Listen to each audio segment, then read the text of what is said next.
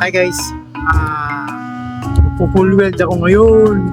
Gamit yung ano, chassis. You know? Yan. Pero yung yung 138 kasi yung to ayan 58 di pwede hinangin yun ng ano, nung maliit na torch. Dapat kasi yung cutting para yung lusaw niya lutong-luto, saka para iwas na rin sa leak. Ayun. Ganda ng ano, ganda ng ano. Ang tawag sa amin, bukid.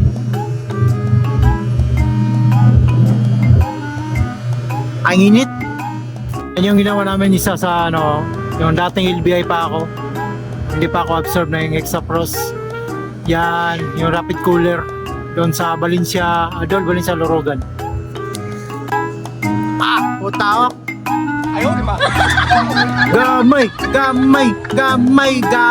ulok yan. Ayaw.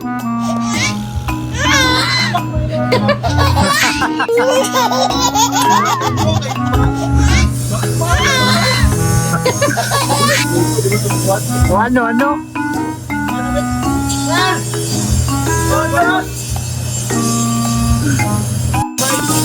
Isa.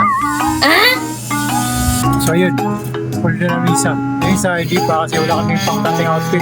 Dapat gamitin natin dyan yung cutting outfit. Mas lutong-luto. So ganito na lang. Peace out.